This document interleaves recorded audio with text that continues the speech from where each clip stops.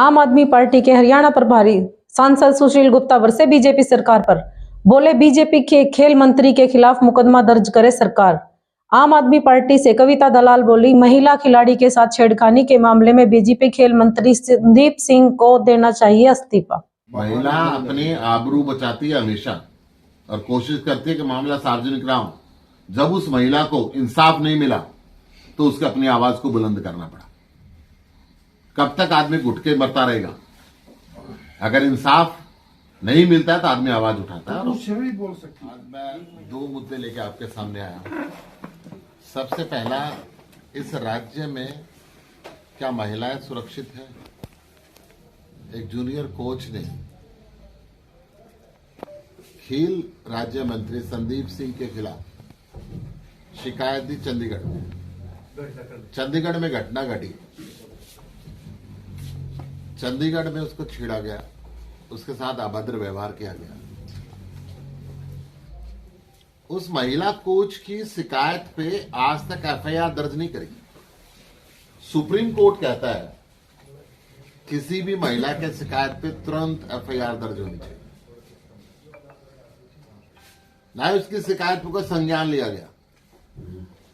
अखबारों के माध्यम से पता चलता है कि खेल मंत्री संदीप सिंह की शिकायत पे हरियाणा में एक एसआईटी गठित हुई।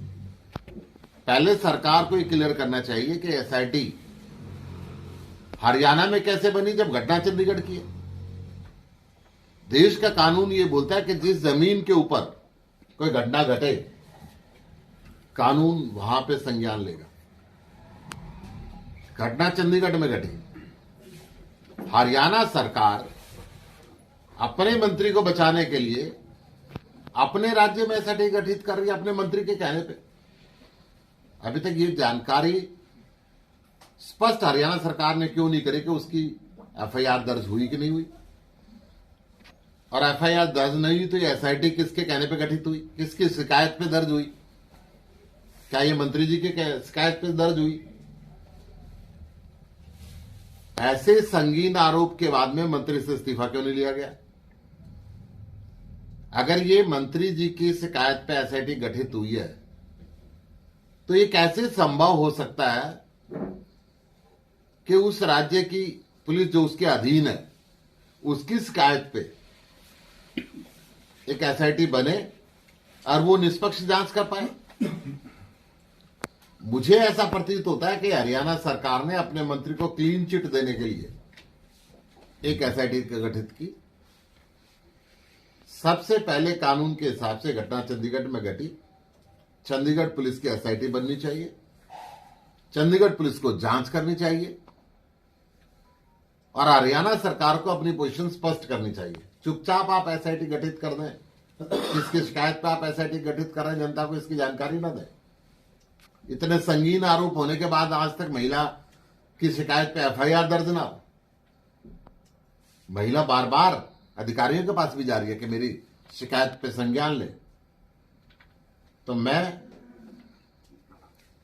चंडीगढ़ पुलिस से ये निवेदन करता हूं कि केंद्र सरकार के, बीजेपी सरकार के दबाव में ना आए और कानून अपना रास्ता ले, वहां पे एफआईआर दर्ज हो, महिला को न्याय मिले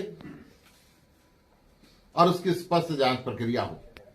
हरियाणा सरकार यह स्पष्ट करे कि किसकी शिकायत पर आपने एसआईटी का गठन किया, क्या उस महिला को संरक्षण देने की कोई कार्रवाई आपने करी, क्या मंत्री संदीप सिंह को पद से हटाने के विषय में सोच रहे? ये मेरे चंद सवाल हरियाणा के मुख्यमंत्री से भी हैं। इतने संगीन आरोप के बाद में क्या हरियाणा के अंदर महिलाएं अपने आप को सुरक्षित महसूस कर पाएंगी? अभी ये हालात है कि 6-7 बजे के बाद घर से निकलते हुए डरती हैं। और एक अंतर्राष्ट्रीय स्तर के खिलाड़ी को, एक अच्छी कोच को अगर मंत्री ऐसा दुर्व्यवहार करेगा तो क्या संदेश आप हरियाणा की जनता को देना चाहते हैं? दूसरी बात मैं कहना चाहता हूं, हरियाणा के अंदर बेरोजगारी इस देश में सबसे ज्यादा है। हरियाणा सरकार जानबूझ के हरियाणा के लोगों को नौकरी नहीं देना चाहती। पिछले काफी वर्षों से लगभग 4,500 पद एग्रीकल्चर डेवलपमेंट ऑफिसर के खाली पड़े हुए थे।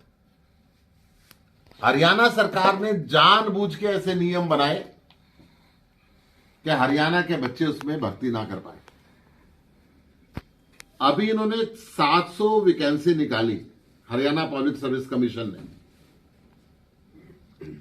Chandigarh agriculture university, Hisar agriculture university के बच्चों ने आदमपुर चुनाव के दौरान भी यह प्रदर्शन किया था और कहा था कि जानबूझ के हरियाणा के बच्चों को यह नौकरी नहीं देना चाहते। पेपर का जो प्रोग्राम बनाया, सारे राज्य, उस राज्य का पब्लिक सर्विस कमीशन की जब बात आती है, चाहे वो पंजाब हो, चाहे वो राजस्थान हो, चाहे वो अन्य प्रदेश हो, अपने राज्य के विषय में कुछ सवाल जरूर रखते हैं, परंतु हरियाणा अपने राज्य के विषय में कोई सवाल नहीं रखता। क्यों? हरियाणा के छात्रों को ये अधिकार नहीं देना चाहते। कुछ सीटें अपने राज्य के लिए रिजर्व करते हैं, हरियाणा अपने राज्य के लिए कोई सीट रिजर्व नहीं करते हैं हरियाणा पब्लिक सर्विस कमीशन के अंदर। अभी 700 वैकेंसी निकली, 600 फील्ड की और 100 हॉर्टिकल्चर डिपार्टमेंट की। 10,000 बच्चे उसके अंदर बैठे और कुल 55 बच्चे इन्होंने पास किए, कुल 55 बच्चे। और 55 बच्चों की मार्किंग इतनी कठिन कर दी, 55 बच्चों में से 50% नंबर क्वालिफाइंग करने वाला जर्नल कैटेगरी का पास हो सकता है और 45% का SC ST कैटेगरी से पास हो सकता है। SC ST कैटेगरी की सारी सीटें खाली रहेगी। जर्नल कैटेगरी के 50% जो है उसका पेपर इतना किया है, इतना सख्त किया, उसमें नेगेटिव मार्किंग भी की।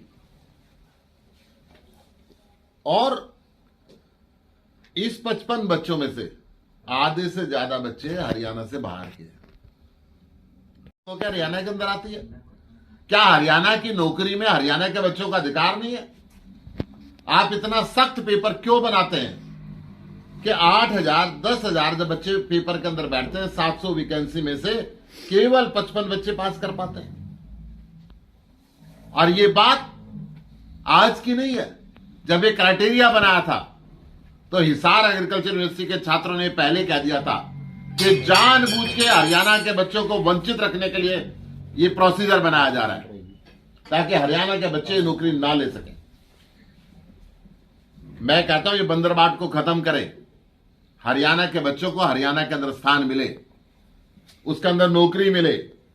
केंद्र सरकार के आंकड़े देखें तो हरियाणा में सबसे ज्यादा बेरोजगारी है और किस प्रकार एग्रीकल्चर डेवलपमेंट ऑफिसर की पोस्ट के अंदर ये बात फिर एक बार सामने निकल कर आई है कि हरियाणा सरकार जानबूझ के हरियाणा के बच्चों की नौकरियों से वंचित रखना चाहते हैं।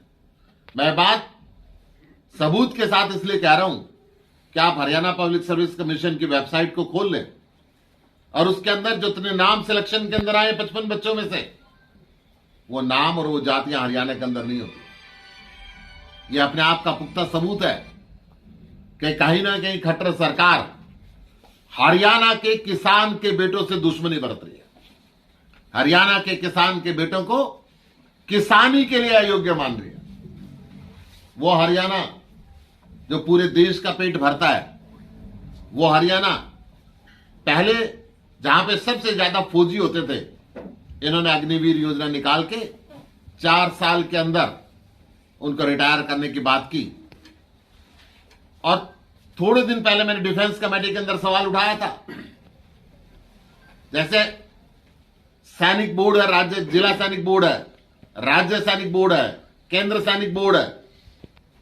आप पूर्व सैनिकों को रीएस्टेब्लिश करने के लिए उसके अंदर काम करते हैं, दोबारा उनकी नौकरी के लिए काम करते हैं, परंतु 4 साल के बाद जो जवान नौकरी से बाहर आएगा, आपको दोबारा उसकी नौकरी के प्रबंध करने के लिए सैनिक बोर्डों के अंदर कोई प्रावधान नहीं किया, ना कोई डायरेक्शन दे दिया आज तक।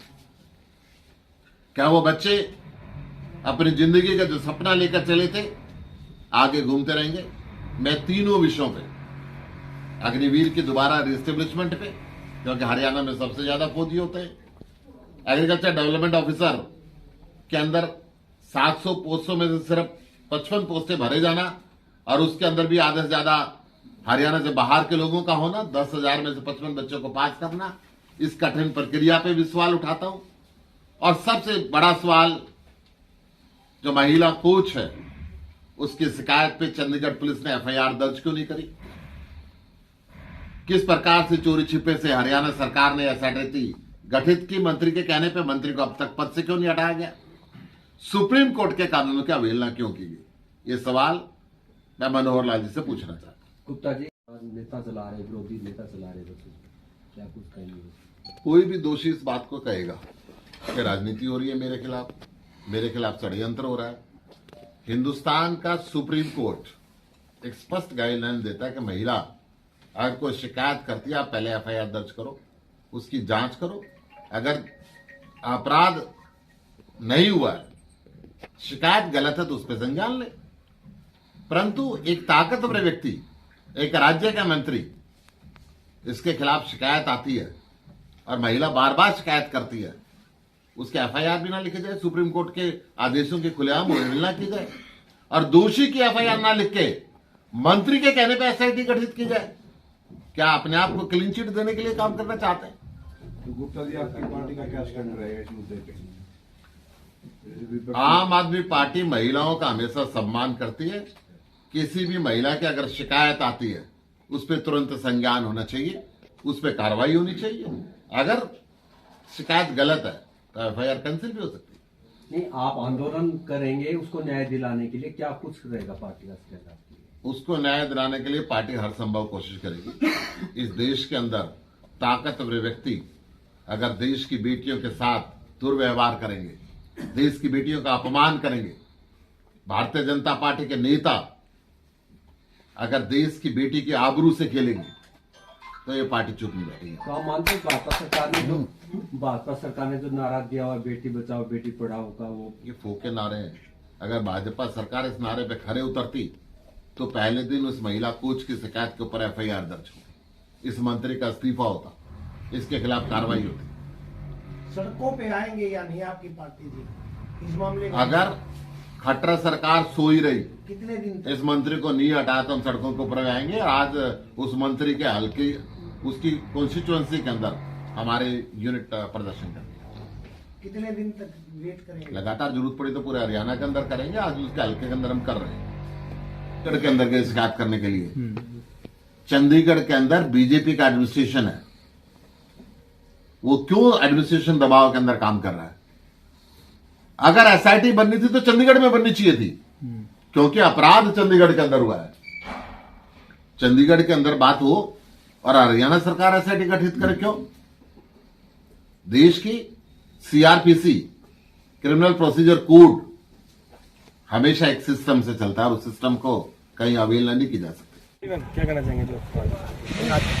देखिए, आज जो ये सोशल मीडिया के माध्यम से मुझे पता लगा है कि एक अपनी इंटरनेशनल एथलीट हैं, उन्होंने खेल मंत्री जी ने उनके साथ जो छेड़छाड़ करने का जो कोशिश की है, इस खिलाड़ी ने उनके ऊपर आरोप लगाए हैं।